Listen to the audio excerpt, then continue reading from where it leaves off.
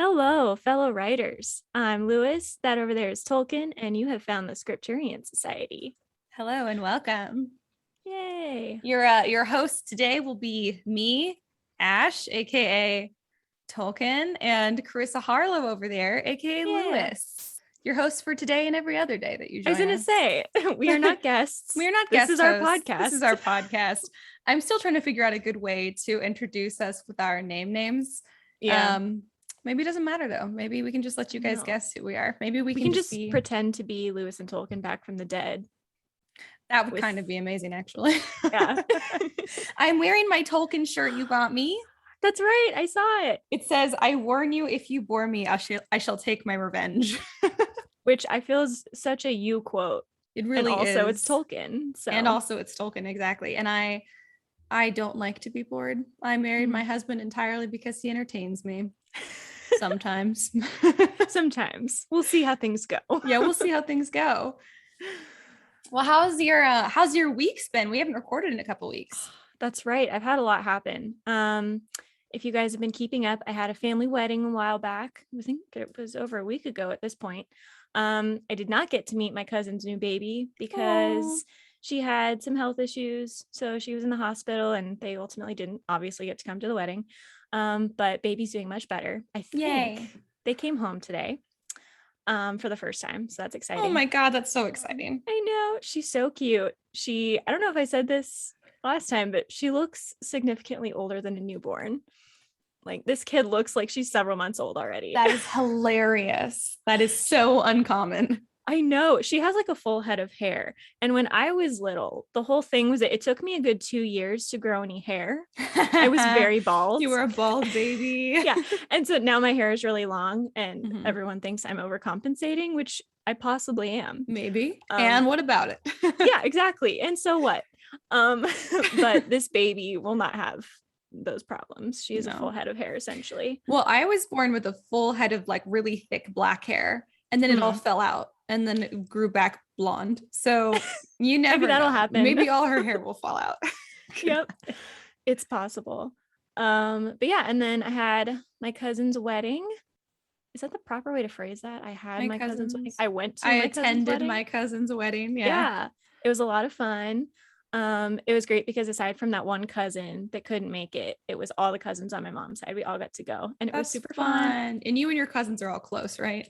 Yeah, I mean, not like we talk every day close, but I don't know if it's like our grandparents or our parents or just the way we were raised, but whenever we get together, it's like, it has been no time at all. Oh, that's so nice. Yeah, we get along pretty well, and it was just fun. It is weird because the cousin that got married and then some of her sisters are characters in my books. And it always throws me to like see them in person and be like, oh yeah, you're different in real life.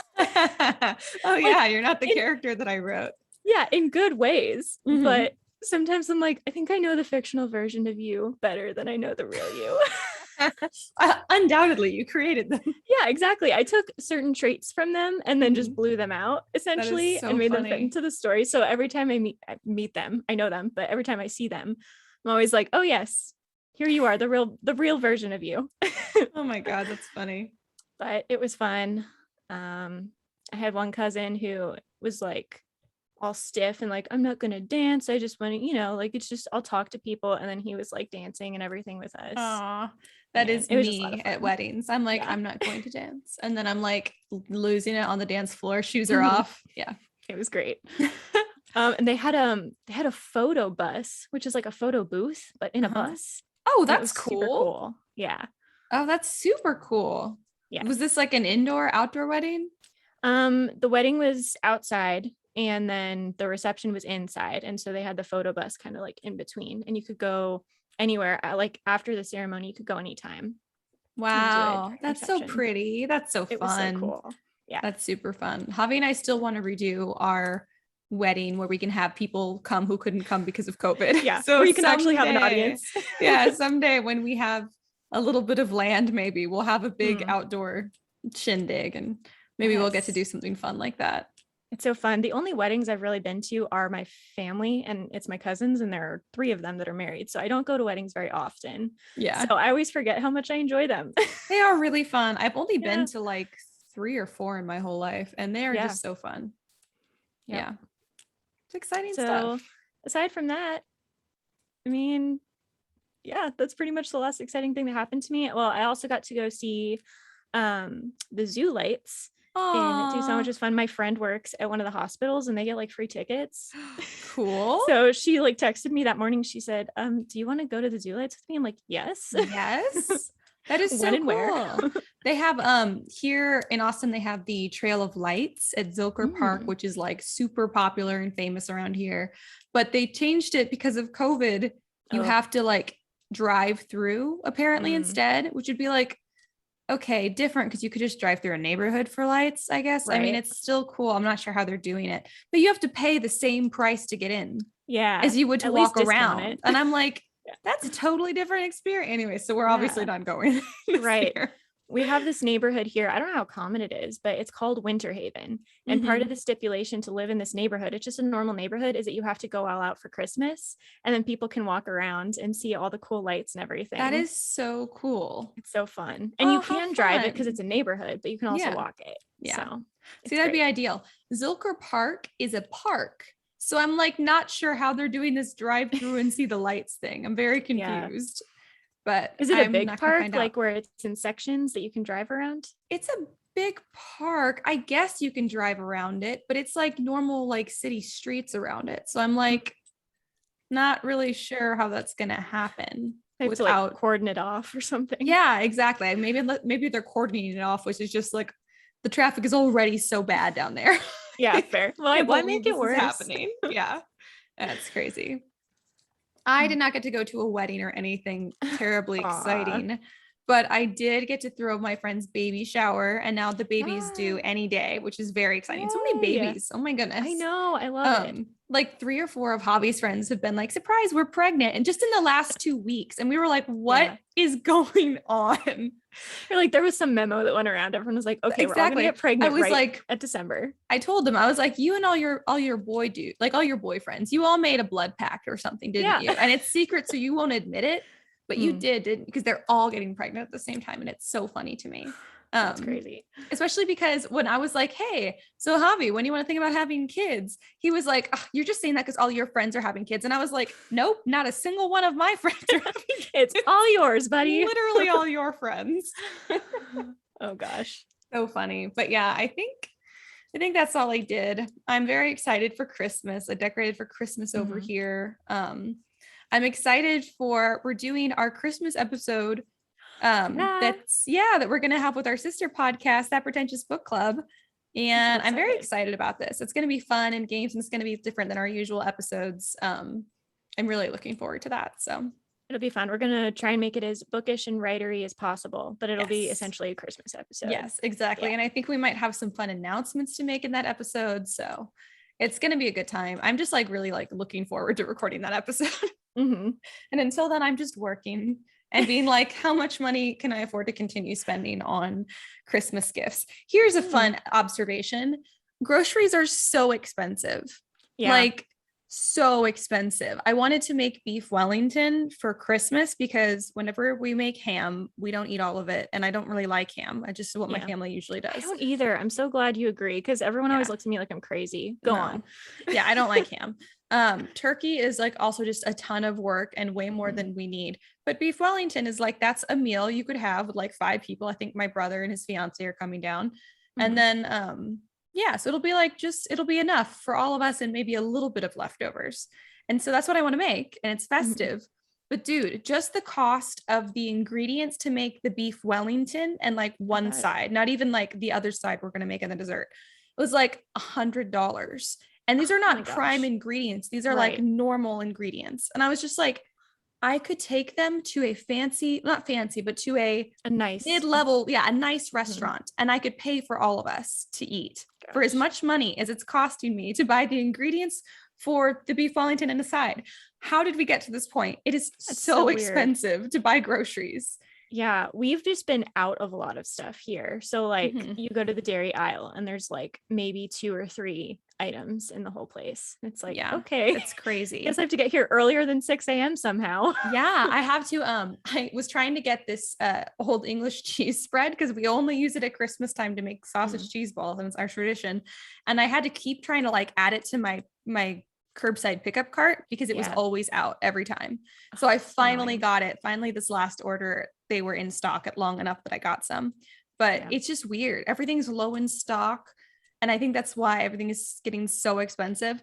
But it is Mhm. now at the point where you can eating out is cheaper than cooking. And that is Yeah. just That's mind blowing to crazy. me. Not just like eating, like, it's not just like I could make cheap food here for less. Like, I could make like ramen and maybe Mm. like boxed mac and cheese for less here than I could My eating whole out. diet.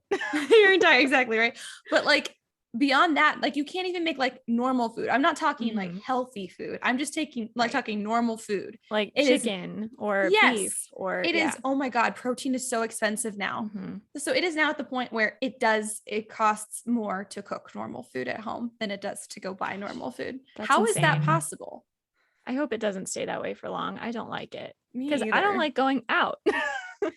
I get so stressed about my grocery shopping now. Like I make my Mhm. grocery list and then I go through and I take everything off that we don't absolutely have to have because it's so expensive now. Ugh, it's So the worst. it And is, especially right before Christmas when you probably yeah, do have people and all the other holidays, you have people coming in or you're yeah, like going places where you're yep. not necessarily used to the prices.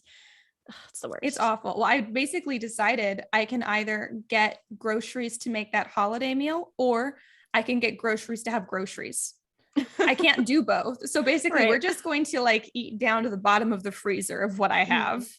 Yep. And then we're going to have holiday food. And then the next trip will be normal again. But I Yeah. like, Okay, so my dad he's like the grocery store king. Like Mhm. he shops the prices and the coupons and all that kind of stuff. Nice. And so we have this freezer in the garage and it will just be full of like meat and fish and like Nice. bars of cheese and stuff. He's like, it was on sale and I bought 20. And we're like, why are you doing this? And now There, coming in handy. that's amazing. Well, when we used to live on a farm, we used to like, so this sound weird, we would buy half a cow, which is a Yeah. lot of meat. And so Mhm. then we would split it. So we would buy half a cow with like another family, and then we would each Right. split it. And we would just put the quarter of the cow, like all the different cuts and stuff, in a freezer in the Mhm. garage. We had meat, beef all year round, grass fed Yep. beef. And I'm Yep. like, I just, this is the way It's it's such a great supposed to plan. be. Right. Also, We're because of all like, supposed to have our own cows. yes, exactly. And I'm like, and I don't feel guilty because I know this cow lived a great life because Yeah. I know exactly where this farm is. I And they knew it before it was raise, slaughtered. yeah, exactly. Like they raise like 1 or 2 cows a year and that's it. And they're grass fed and they're happy cows. And I'm like, Yeah. that's the way to go. And then you have meat. And we had goats. So we would make goat cheese all the time because we couldn't drink all the goat milk fast enough. So then we would have a freezer full of goat cheese. We I know had of all cheese, the we had things you meat told me about your life, the fact that you had goat cheese, like from actual constantly. goats, Yeah. such a great thing. I'm so Not hard jealous. to make. It was delicious. We had so many different kinds. We had goat cheese with like every meal, honestly, because we had Nice. so much of it. How does Yeah. one make goat cheese? How does one make cheese in general? It's not, Well, do you you like mix it like cream? you don't like beat it like you would to make butter. Oh, okay. You can with goat's milk, but goat's milk it's so low in like fat content. It Mm, takes a ton of milk to make goat butter. So right. there's really no reason to. Goat cheese is different. So you separate, so you basically heat it to a certain like degree, a certain temperature. I don't remember what. We used to have the little thermometer and I used to know because I could just, do it myself. Right. Now it's been so long, I'm gonna have to relearn when we get goats again. Right. But then once it reaches that temperature, you would put the like little culture in. It's like a little like packet of yeast stuff, I think. I can't believe how much I've forgotten in like not Yeah. even that long, like 5 years or something. I don't know. Wow. And then you mix that together and then you let it sit overnight in the fridge. And then that time it separates the curds from the whey. And then you just Mhm. drain out all the whey, or you can save it and you can like lacto ferment things. So you could make like sauerkraut or Oh, whatever you want yeah. to ferment with it. And then you hang the curds, like, the solids part of the cheese in like a yogurt bag, or like it's called a cheesecloth bag. Yeah. Yeah. And you just hang it, like we used to hang ours over the sink. And like it would hang overnight or for however long, I don't remember. And then the next day you just mix it with your ingredients, and then we would just wrap it in like saran wrap little logs and goat cheese. So cool. It was I'm delicious. so glad that cheesecloth is called that for a reason. Yeah, It's it is literally for cheese. It's literally for draining the whey out of the curds, and then you've got the That's so solid cool. part of the cheese. And yeah, What a cool piece of knowledge you just have. thank you. I have like some just random knowledge. And we had chickens for eggs. I mean, it wasn't a fancy life, but you know what? We could have lived on. It was sustainable. We could have lived on if we hadn't kept if we had not continued to let the chickens in the garden. We would have also had vegetables. Yeah. Instead, we only had the vegetables the chickens couldn't get to, which was the potatoes, because they were underground. You need underground vegetables. Yeah, pretty much that. And like one other thing we grew that they didn't really want. They weren't super into our herb garden or my tea garden. So at least I had my herbs and my tea stuff. But right. Yeah. It's pretty cool. Yeah, it was cool. So hopefully that part of my life will return a little bit. We have just now started looking for like houses with some property. So I'm very excited. Yay. Because it's significantly cheaper than renting an apartment. Really? How? So, dude. Wow. Unbelievable. I mean, in this area, because it's Austin and like literally is that everyone's because of the moving location? here. Well, here in the location, it's actually like way more expensive. Not way more expensive than it's exactly equal, really, the cost of living in an apartment versus, paying your mortgage on a property out here. Because there's so much competition out here. But anywhere else, even like 2 hours from Austin, it's cheaper, like so much cheaper to just buy a house, pay your mortgage, than to pay rent an apartment, because it's so like the apartment, the rents are so high here. We pay so much that just doesn't make any sense at all. I'm like, we could be paying for a house. Yeah, so, might as well. Yeah. So anyways, that's what we're working on now. Cool. Yeah. All right. I don't know. Did you have any more updates? I don't think so. I think that's all I got. Book recommendations? Yeah, book recommendations. Let's do book recs. All right. I'll go first because you look distracted. Yeah, I'm writing down the time codes when we have gaps. Oh, okay. Yeah. Anyway, book recommendations. I reread Alice in Wonderland because did you? It's one of my favorite books. I haven't really talked about it on this podcast as much as you would assume I would, because I do really love it. So my coworker, a librarian at a school I worked at, got me this really cool Barnes and Noble illustrated edition. Aww. And so I read through it. It's so pretty. But I was reading through it and I was like, this is only Alice in Wonderland. So where's Through the Looking Glass? Because I know I have a copy of the second one. So I found the copy. So I read Alice in Wonderland twice in the span of 2 days because I wanted to read all the way through to get to Through the Looking Glass. Oh my God, that is so funny. I have it on my shelf. I've never read it. It's good. It's really easy to read too. I mean, I read it twice in 2 days. So yeah, I think it actually might be our last book of season 2 of That Pretentious Book Club. I'm pretty sure. Yes. Yeah. So that's funny. What a coinky dink. I know. I'm going to read it for the first time ever. I'm excited. Are you doing Through the Looking Glass too, or just the original? Just the original, at least for this last episode. See my book recs. Well, we just did Harry Potter and the Sorcerer's Stone on That Pretentious Book Club.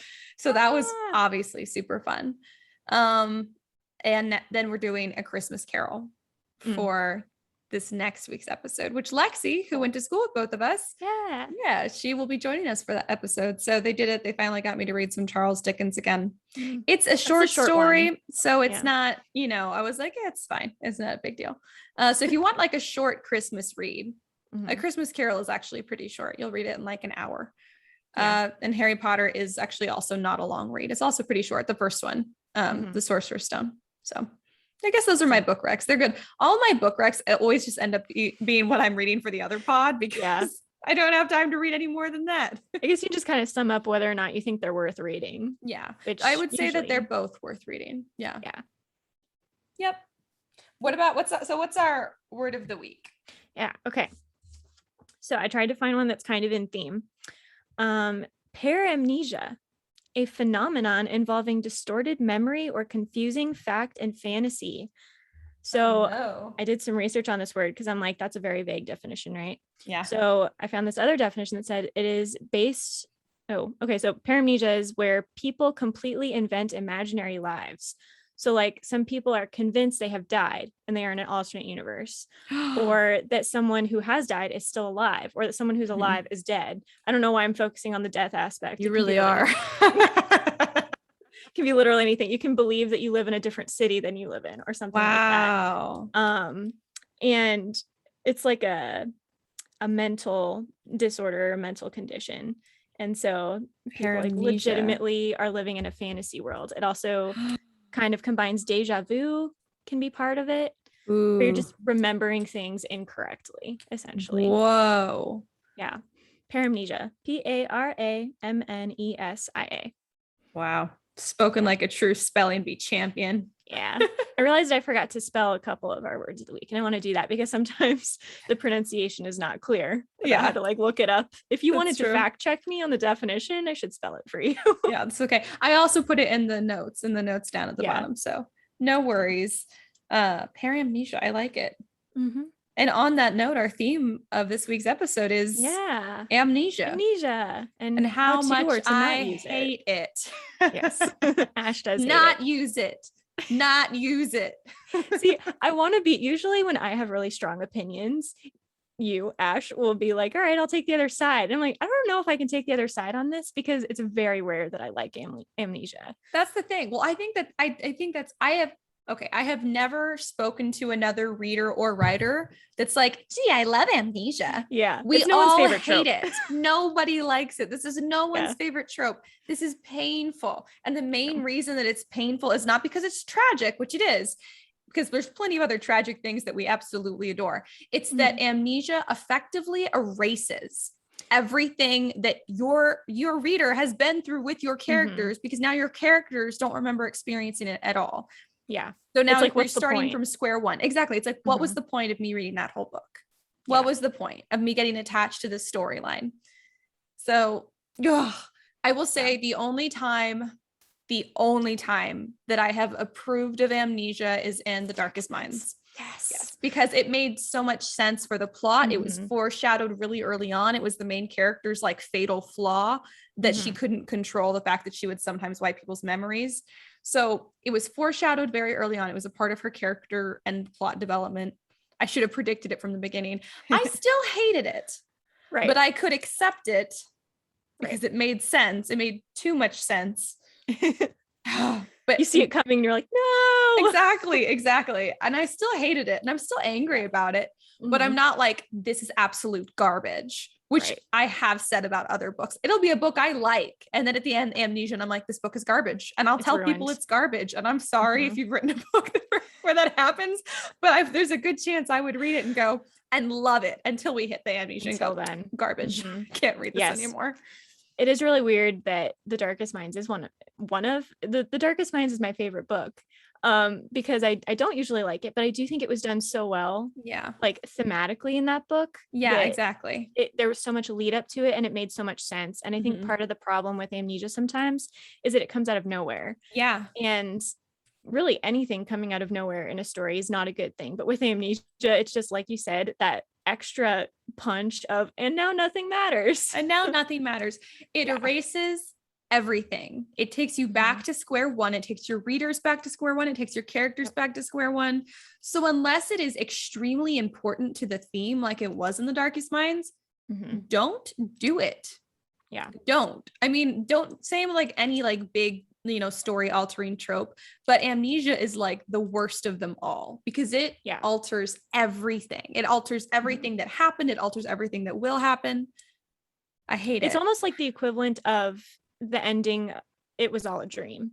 Yes. Right. Where they wake up and it's like, which I'm thinking of because Alice in Wonderland is like that. But in that one, it works because it's so nonsensical anyway.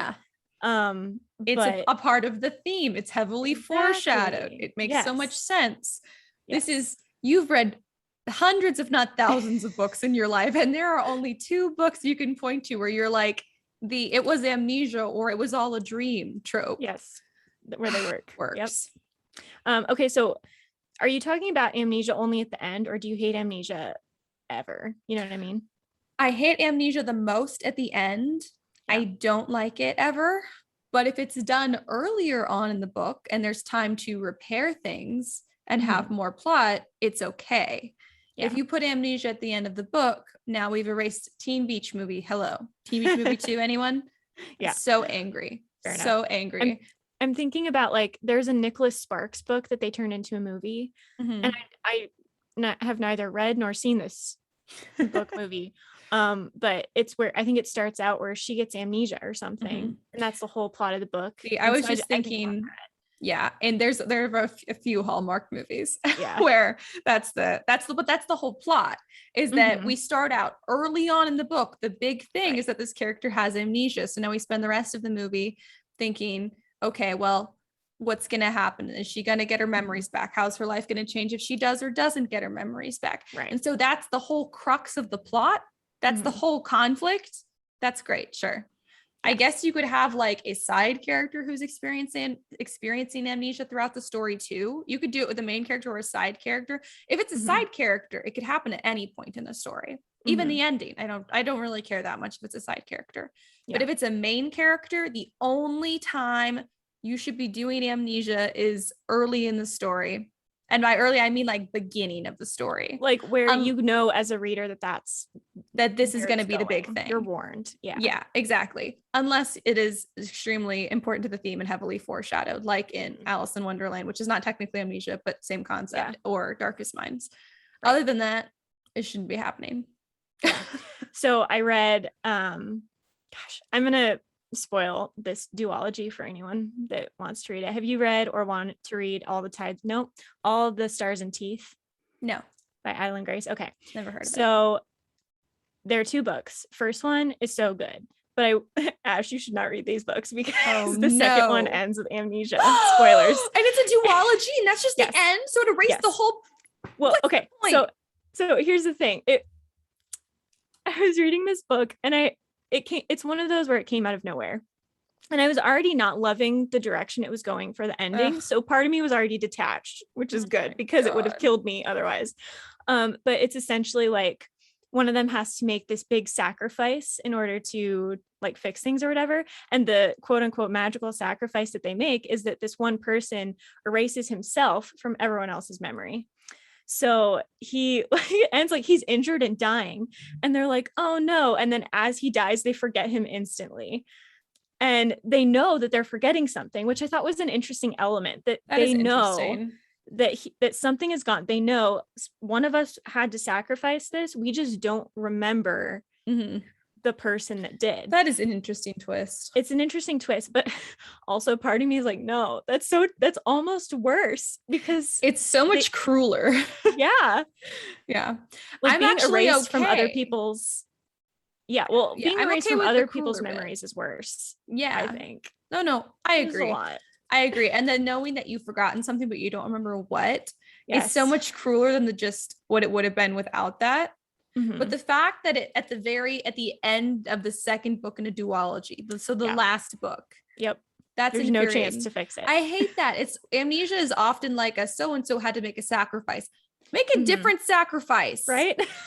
He's like, it's like you had to give up the most important thing, like the thing that you loved. And so in his explanation, he's like, the thing I loved most was our time together. I'm like, couldn't you have picked anything else? Like, literally anything else. Yeah. Other people were like giving up love, as in not that the person died, but just, oh, they don't love me anymore. I'm like, that feels reasonable. You're going to give up your entire existence. Well, it's infuriating because the thing with like amnesia as a sacrifice too, is that it's so short-sighted. So unless it happens early in a series, like that doesn't just hurt the person who's making the sacrifice, that hurts all of the people. Even if they don't know it, the reader knows that all of the people around it are now suffering this loss due to that. Right. So, and especially because I think the way it's supposed to work is that everyone forgets him. So like his family has forgotten him, and anyone he's ever had an interaction with, which has got to affect a lot of people. Like how many people have you interacted with your whole life? Yeah. I think that's the thing about amnesia too, is like, it's often presented as if this one person now has now lost their memories. there's no way that that's where the effects stop. The ripple Right. is wide on that one. So Yep. that is giving a character amnesia is, you have to understand, you have now torn apart the facets of many So characters' many. lives, even characters that your readers don't know, but know of, or even think that they exist. Mhm. Now you have torn all of that apart for no other reason than this stupid trope that we all hate. Right. Make a different sacrifice. Do something new. Do something new and better. Do Mhm. something. It also, I get really indignant as a reader when there's amnesia because I'm like, I just devoted all of this time to reading this book. And now Yeah. I might as well not. It's like a slap in the face. Like, Yeah. I can't believe I devoted all that time and emotional energy to a story that just got wiped out, basically, as if it never happened.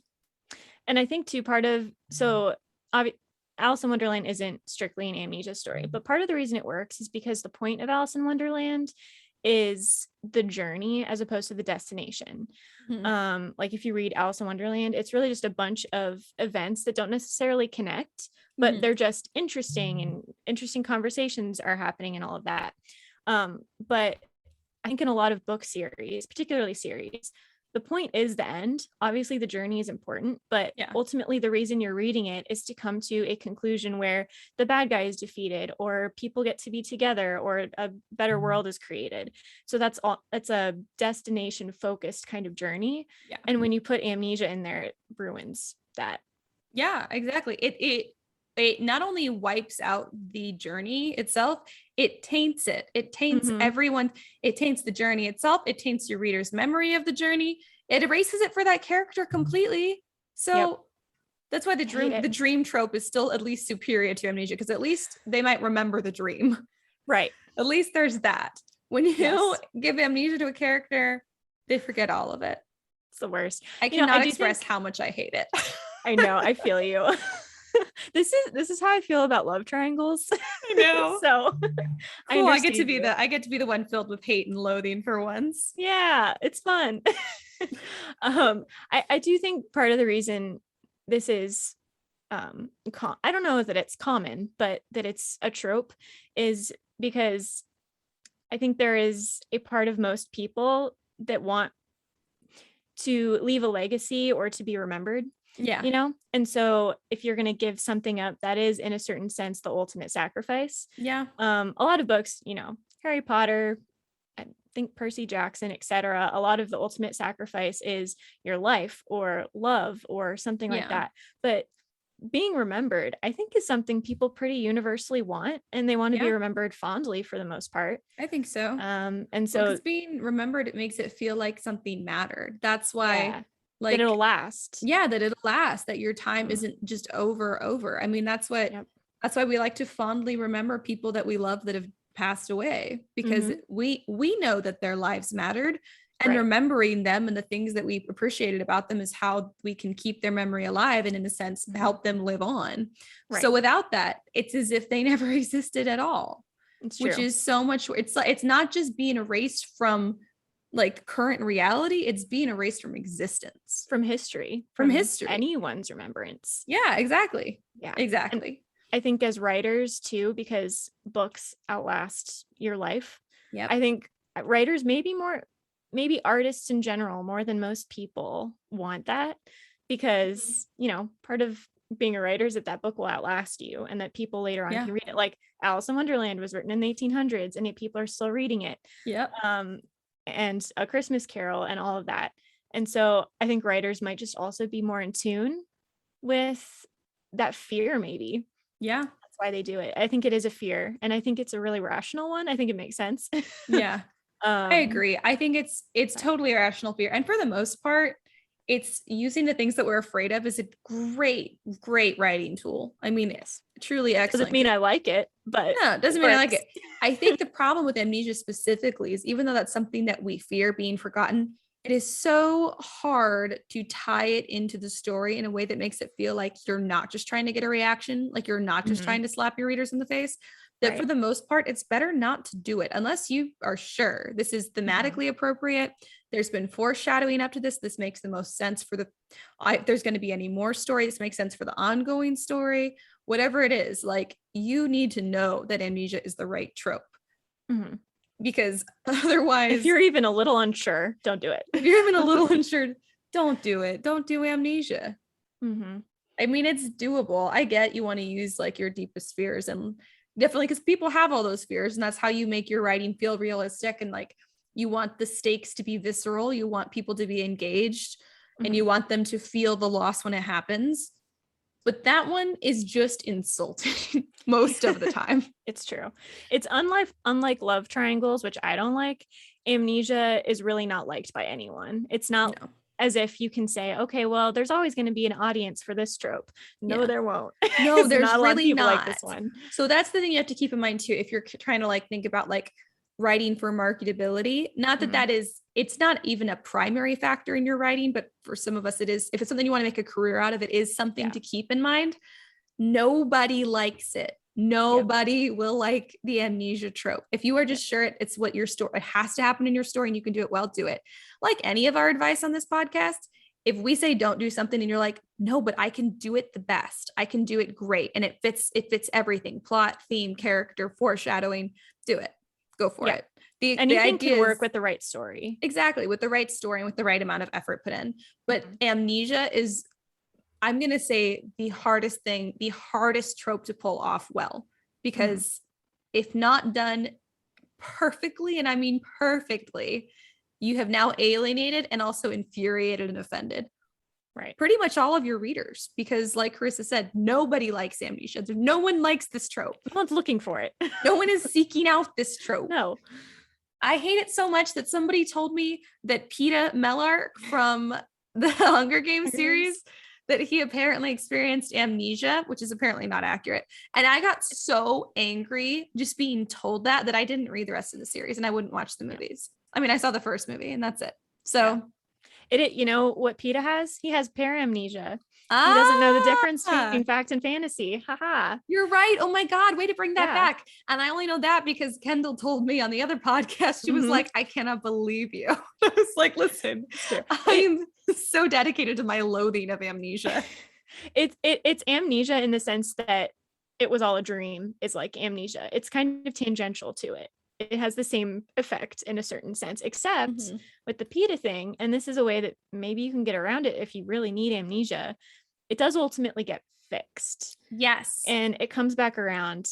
And I think usually, again, no one likes it. No one liked that happened to Peeta. No one likes that it happens to the characters. But if you fix it, yes, that's then okay. Sometimes that can be even better than just remembering it in the first place. It depends how you do it. Yeah. But at bare minimum, it can fix it. I agree. I think if you're going to do the fix it thing, the fix it should involve some reclamation of the memories that happened before. Yeah. So you can't, because what the infuriating part is the erasing all of the memories that usually that this character had with another character or with these other characters. So if they're going to get amnesia and then you're going to be like, but they got better. And by better, you mean like they've healed emotionally and will go on to make new memories.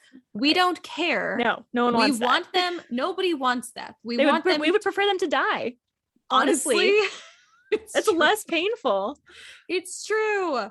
It's true. You want to show your readers like that they've reclaimed at least some of their memory or reclaimed some part of their past that we thought they had lost due to their amnesia. Also, obviously, all of this is about books and book characters. If you or someone you love has amnesia in real life, obviously none of this implies. I just realized what we're saying could be insulting. If you're like, no. Someone in my life has amnesia, very different. We're talking about readers and characters in books, because readers have a relationship with book characters and the book plot lines that human to human will never have. It's never going to be the same. Writers have to give a certain satisfactory ending in a way that life doesn't always provide, because life doesn't always provide it. Because life doesn't always provide it. Exactly. Yes. You can heal from amnesia in real life. The problem is that readers don't want to read about it. Exactly. It's true. You could have amnesia and never recover your memories and go on to live a very happy and meaningful life. And that's excellent. However, when you do that in a book, it makes your readers feel like, what was the point of reading this book? Right.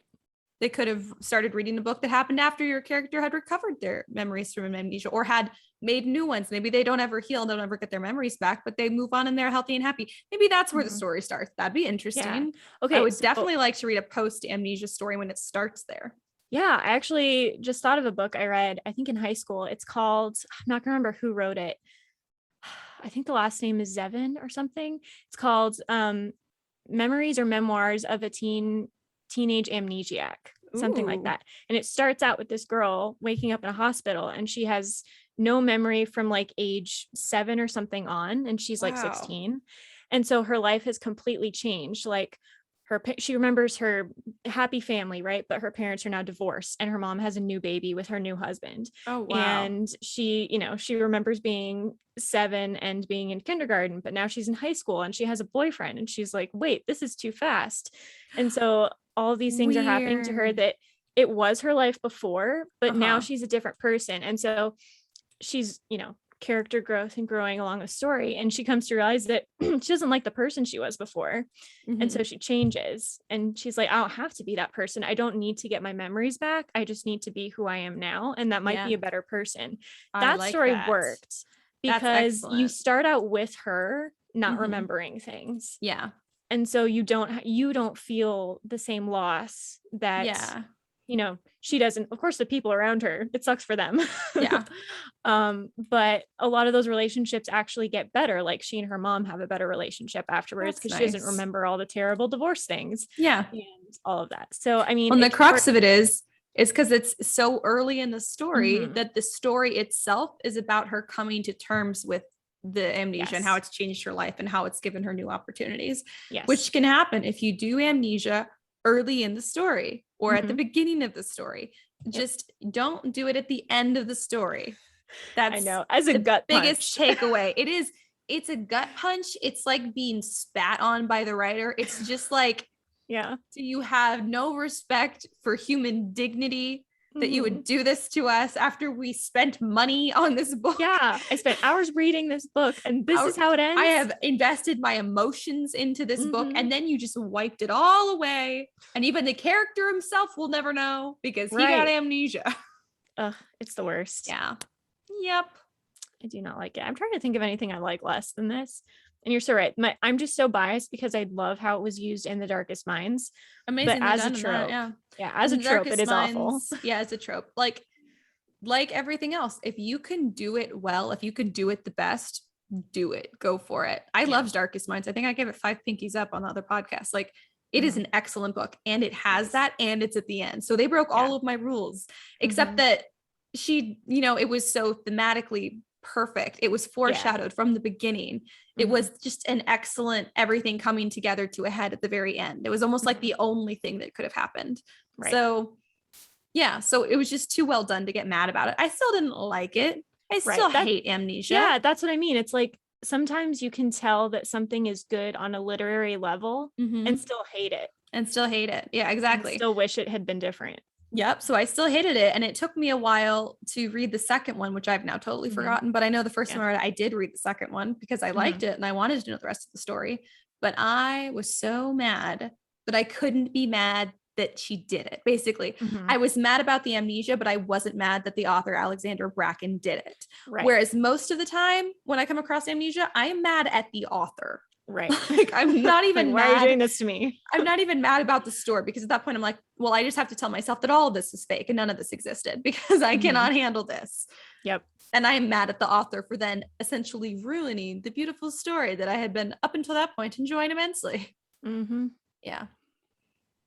Yeah. I want to make this more positive, but I can't think of anything positive to I know. say I'm trying to about think. Okay, so amnesia. The Darkest Minds. I'm trying to think of and Memoirs of a Teen Amnesiac, which I'm not 100% sure I have that title right, but if you look it up, something I'm sure I'm the book will come up. sure you'll find it. Yeah. Um, I can't think of any other way to do it well unless you put it at the beginning or it is memory is the theme of the book. The theme of the book. Yeah, Mhm. exactly. And that you build to it in the way Yeah. Alexandra Bracken does. Yeah. It is weird. I never really made the connection that it was all a dream. Trope books were kind of like Amnesia in the sense Yeah. that they just erase They erase it all. it all. I think the big difference that makes us not hate that it was like, I don't love that it was all a dream thing, but I don't hate it like I hate the amnesia thing. Like I don't feel like I've just been kicked in the face by the author with the dream thing. I'm just like, damn. This again. Yeah, it's that at least we know the character will remember their dream and their experiences, or we choose to believe that they will, unless the author's like, they never remembered it, which would be the same as amnesia, and I would hate it. True. Yeah, at the end of Alice in Wonderland, both books, there's like a whole page of, and Alice would remember this for the rest of her life. I'm like, good, solid ending. Exactly. She'll remember it. We did not go through all of this with her just to have all of those memories ripped away and make it all meaningless. Because if none of those things happened, then any of that character development that happened during that time is also null. That's the problem. That's true. It's not just the plot. It's not just that, someone forgot how they saved the world. It's also that they're no longer the same person. Yeah, exactly. They're not the person that we've spent this whole time watching them become. Mm-hmm. That's why don't do it at the end, is because we've spent the whole book learning this person, learning who this person wants to be, seeing this person progress, become a slightly different person, character development in all the best ways. And then at the end, it erases not only all of the plot we've been through together, but all the progress that character made. Now they're the person who started, and you might as well have not read past page 1. Like you just go back and be like, okay, yeah, this is where it's ending. Yep, exactly. Page 1, the end. Yeah. And then you would have saved yourself some time. And some money, probably. And just read that first page in the bookstore. Exactly. Does anyone out there like the amnesia trope? I know. I wonder if everyone's like, what are you guys talking about? We love it. Amnesia. I doubt it. I don't believe you.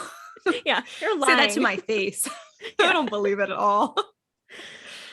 But I'm curious, if you do, you guys should reach out to us on social media or our Patreon book club. Or if there's another book you think does it well. Yeah, if you think that there's another book that does it well, that would be interesting to know as well. Or if you are, if you want to figure out how to make it work in your book, if you feel like you just have to do it, we will not hassle you. But if you want to discuss it, we'll discuss it. Our writing group on Patreon is free to join, and that's what it's there for. So feel free to reach out on that, or even on social media if you're like, but I really want to do amnesia. I'll be like, why? But still will help. Right. I mean, general tips, make sure that your theme has something to do with amnesia. Don't make it like a random punishment or sacrifice at the end that has nothing to do with the rest of the story. I think that's probably the best tip about that. Yeah, I think so too. And again, I think too, if you give some semblance of hope that the memory will come back one day, that better. Might even be enough. Like if it's fantasy and sci-fi, sometimes the amnesia is medical, right? It's you hit your head and it's possible your memory will come back. Sometimes it's magical, which is a little different. But if it is a biological or injury thing, if you give us some hope that it will come back, or if even if it's magic, there's some kind of way to earn it back, that might even be enough to make it work better, because people just don't want it to be permanent. Yeah, that's the problem. That's the problem with Teen Beach Movie 2, was at the end, they gave us absolutely no hope that these characters were going to remember anything. And you're like, okay, there was no point to watching the first movie or the second movie and getting all attached, because there's no, but if there had been even a hint of hope that they were going to remember it in an oncoming movie, I would have been mad, but I wouldn't have been like seething angry like I still am about it and will forever be about it. You bring it up every time this conversation. I know, because why would they do that to us? Teen Beach Movie was a treasure. It's such a happy ending. They're like, this is the best ending possible. I'm like, but this is the worst ending possible. They go on to do such a little bop of a dance and song, and you're like, what is happening? Yeah. Infuriating, I tell you. It's essentially, it makes Teen Beach Movie and Teen Beach Movie 2 just the making of whatever the movie is called. It's like, this is how it became this. Yeah, but we don't care about that. We cared about and what's his name? Brody? Yeah, well, I don't remember her name and not his. Well, suddenly I'm doubting myself. Listen, it's been a while since I watched it because I'm so mad about the amnesia. You just have to watch the first one. Sometimes, again, All the Stars and Teeth, great book. Ends on a little bit of a cliffhanger. If you can handle that, just don't read the second, and I think you'll be happier. Yeah, I can do that. I could do that, like I did with the Hunger Games. Yeah. I'll just not read the rest of it. Although Yeah. that one, apparently he recovers some. So I guess I could have, but it's not real amnesia. It's paramnesia. So I could have done it. Somebody lied to me. It is interesting.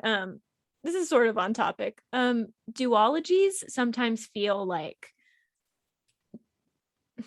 two parts of the same book, like the book has been split in two, and that's not a criticism. It's that a lot of times the first one will end on a cliffhanger in the way trilogies or longer series won't, because there's only one more. And so I think you have a little more of a reason or justification to do that. Whereas if you read only the Hunger Games, or if you read only the Darkest Minds, that actually could work. You don't have to read on. But a lot of times duologies, that's not an option. I mean, you don't have to do anything, but oftentimes you really want to. Six of Crows is a major cliffhanger at the end. Right. And that's like an amazing duology. But yeah, like you feel like you've missed something if you don't read the second book. Right. And trilogies aren't always like that. That's true. And that's a good thing and a bad thing. Yeah. So I don't know. If you're gonna do Amnesia, do it in a trilogy. No. Just don't do it. Don't do it, guys. Listen, just please don't, unless you are sure you can do it well. Yeah. There's other things you can half-ass and get away with. It's fine. Yeah.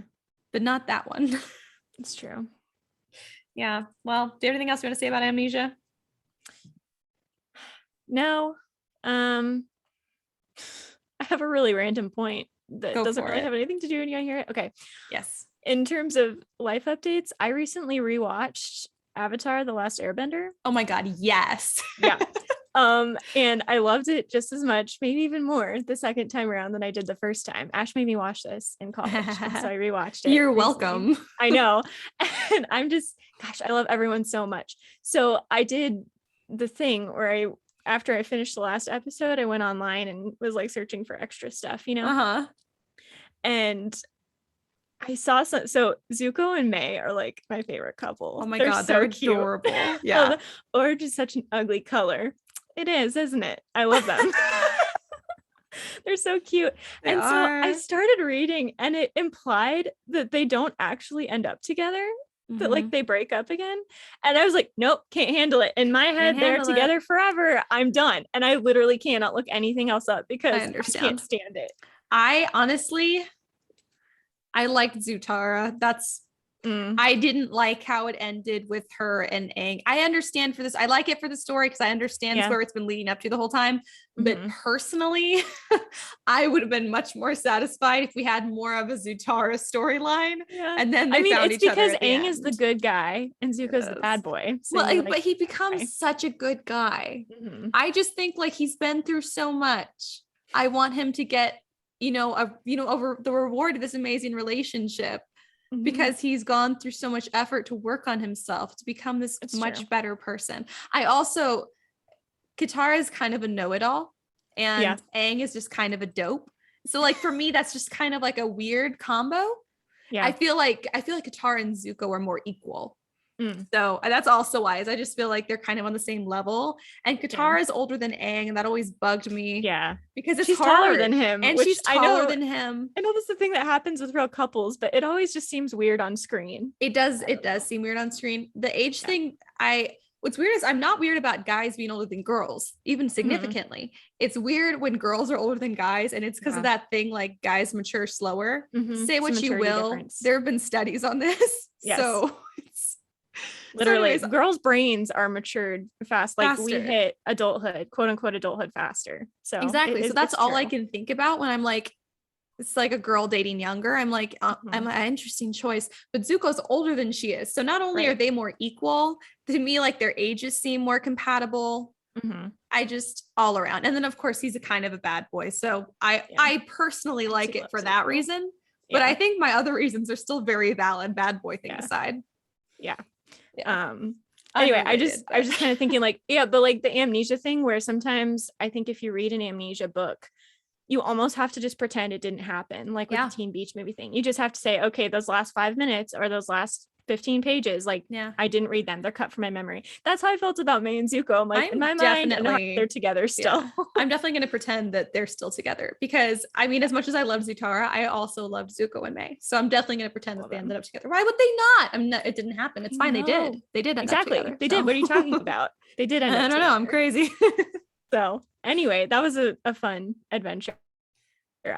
Every time I've only watched it twice, but I wish there were more episodes because they're so good. Everyone's like, watch Legend of Korra. And I'm like, no, it's not the same. I'm attached to the other cast of characters. And that's why I looked it up. I was thinking, is it worth it to watch Legend of Korra? And then I read some summary that said 70 years after the events of Avatar. I'm like, no, I'm out. Everyone's going to be dead or super old. Yeah, everyone's old. I can't do it. It makes me sad. I watched like part of one episode and I was like, I guess it's fine. I don't know, whatever. But like, I loved the first one so much. It had so much to live up to. Yes. I wanted more so bad that I considered watching the live action version, but I know everyone says it's so bad. I didn't watch it. We don't acknowledge it. That's when, you know what? If I wanted to get like specific amnesia for something, I don't want to remember that movie. Fair enough. There was so much writing on that movie. It just blows my mind when there's like the Percy Jackson movie, when you're like, you have a built-in audience for this. Like, you're not like, gee, I wonder if people will come to the theater. You're like, gee, I hope there are enough seats in the theater. I hope nobody shouts fire. People will get trampled to death. Like, and then they had the gall to go and screw it up that badly. And you're like, did you not read the book? Did you not watch the show? Just make the book or the original show the script. Like, just change nothing if in doubt. Just change nothing. Just grab the script, just grab the lines from the specific big scenes that you're going to put in there. You're done. You're good to go. Yep. Maybe screen test it with some fans, like big fans. I don't know. It's so sad. But apparently they're making a Percy Jackson show. Well, I don't know if it's Percy Jackson, but it's in that realm. I hope it's Percy Jackson. Yeah. I when I looked it up, I saw they were making an Avatar series on Netflix, but I don't know how real that is.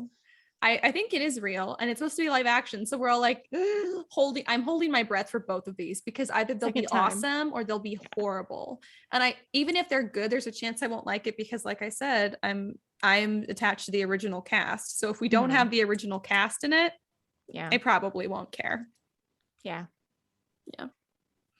Well, anyway, that was my slightly off topic, my super off topic, connected by a thinning strand. It was connected enough. It was connected enough, and I'm glad we got to talk about it because I mean, I could totally rage about that too. This is like Ash's rage episode. Well, how's writing been for you these last 2 weeks? I finally finished my overhaul of book 5, which I think I've kind of mentioned on here before. So that's good. Nice. And now I'm trying to focus on meeting that Goodreads goal. So you're crazy. Yeah. But good for you. Thank you. I saw a TikTok about this guy that set a goal to read like 300 books this year, and he's 50 away. And he's like, did I reach too far? Yes. Am I going to try to crank out 50 more books in the next 25 days? Absolutely. He's like, I'm going to be reading a lot of short stories and manga and all that kind of stuff. Manga. Yay. That is too many. I don't know how you people do it. I can't do it. Between the normal job and the podcasts and you have like other hobbies. So I have no other hobbies. People are like, what do you like except for books? I'm like, nothing. You're like, no, that's it. That's the whole thing. That's my whole personality. Did all your boxes come in for your Christmas present? I have 2. Okay. I think they ended up to be 3. They were supposed to be 3, but actually I think they ended up shipping some of them together. But it's okay. I have 2 here. Yay. Well, that's it. It's bookish. I'll give you that hint because I was like, what does Carissa like? I know. Books.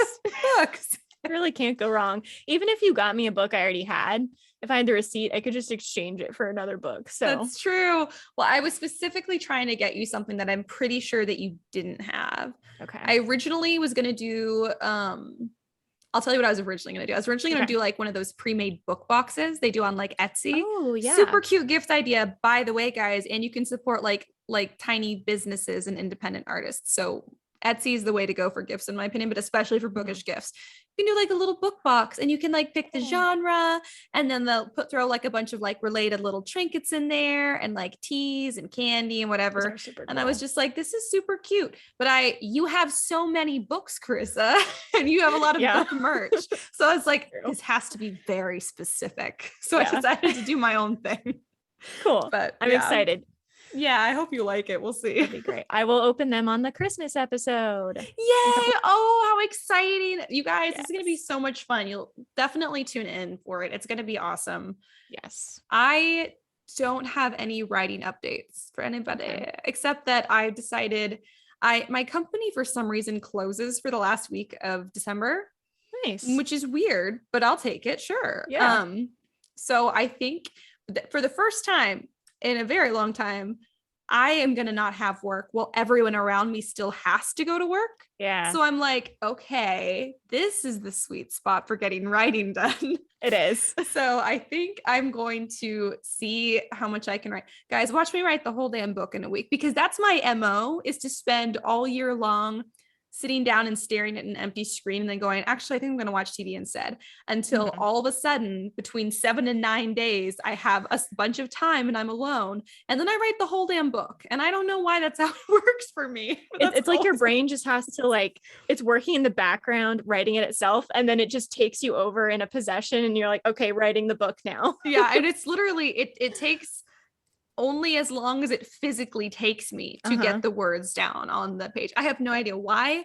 It is hard for me to pick something up and put it down again. So if I like write a couple chapters, and I've done it this way too, it's just harder. If I write a couple chapters and then I leave and I don't have a chance to write again for like 2 weeks, I have to go back and read like the last 2 or 3 chapters to remember where I was going.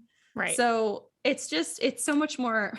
It's just easier to just do a big chunk in a small amount of time for me. And for the first time ever, my outline includes the ending. So I actually know. You usually don't know the ending? I never know the ending. Wow. I'm just as surprised as everybody else.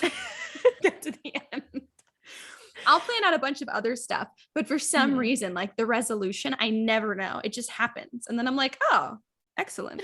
Good job, me. Good job. But I'm thinking maybe this time so this is a third person. I'm making it third person, like I said. So it's a lot more intricate than my other books have been. There's a lot more other stuff going on than usual. So I realized to make sure I resolve all of it, I was really going to have to plot all of it out all the way to the end, or else I was going to leave something unfinished inevitably. Right. So that's why I did it. And I actually think now, I'm hoping now, we'll see the last week of December, we'll see if this works for me, if it prevents writer's block, because at least I know where I'm working towards. So, but first I have to rewrite the first 8,000 words in third person. I mean, I guess you could do that later if you are keeping those scenes the way they are otherwise, but I'm not keeping them the way I'm not changing them too drastically, but I'm kind of changing the order of some of the stuff that happens in it to the point where like, so anyways, maybe I'll try and get that done before that week so I don't have to worry about it. And then I can just sit down and go. Yeah, that sounds awesome. Wish me luck, everybody. Those are my hopes and dreams for the end of this year. That's a good goal. I love that NaNoWriMo just ended and everyone's like, oh, a book in a month. And Ash is like, I'm going to do it in 7 days. You remember in college, the only time I successfully did NaNoWriMo was because I miscalculated how many words to write a day and I wrote it in 9 days. So 7 days would be a record for me. But considering I did the 9 days and I still went to work in class, I think I could do it. Yeah. We'll see. I mean, I still have podcast stuff to do too, but that's it. I feel like I can do this if I can stay focused, which is a challenge. Very difficult for me lately. It is, but I'm going to try. Cool. I believe in you. Thank you. If you guys don't already, you should follow us on the social media. Thank you, TikTok followers, by the way. Yeah. Also, it's all due to Carissa. So thanks to Carissa, the queen of TikTok over here. But thank you guys for following us. We now have 1,000, is that right? Over now. Over 1,000 followers on TikTok. You guys, I never thought this would happen, just because I didn't think it was possible for a writing podcast to get over 1,000 followers. But all thanks to Carissa's hilarious, very comedic writing TikTok content. Go check it out. It's the Scripturian Society. we have over 1,000 followers and it's exciting. That's So that means great. we get to do more fun stuff for you guys. Like I think you said live videos or Yeah. something. Are you guys on TikTok? What do you want to see in lives? Because I have no idea what to do with them. But So apparently we can we'll do look into lives that. now. Yeah. So that's a thing we're going to look into. And it's so exciting. Follow us on Instagram as well. Again, at the Scripturian Society. Carissa puts out such fun like information all the time. She does like little like tips from each episode, little teasers, little audio clips. It's just a really fun place to be. So follow the Scripturian Society on Instagram too, and you can get all that fun stuff. You can contact us by messaging us on Instagram, or I think you can message us on TikTok as well. I think so. Yeah. Or comment on a video if you comment. like it particularly. Yeah. if you like it particularly. Yeah.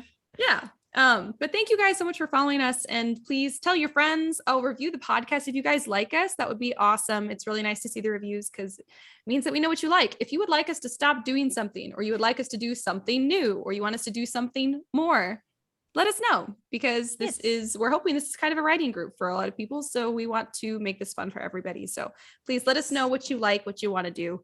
And we have some exciting updates, I believe, coming out in regard to both the Scripturian Society and sister podcast, That Pretentious Book Club, pretty soon. So all of that is going to be really fun. And we're so glad you guys are on this journey with us.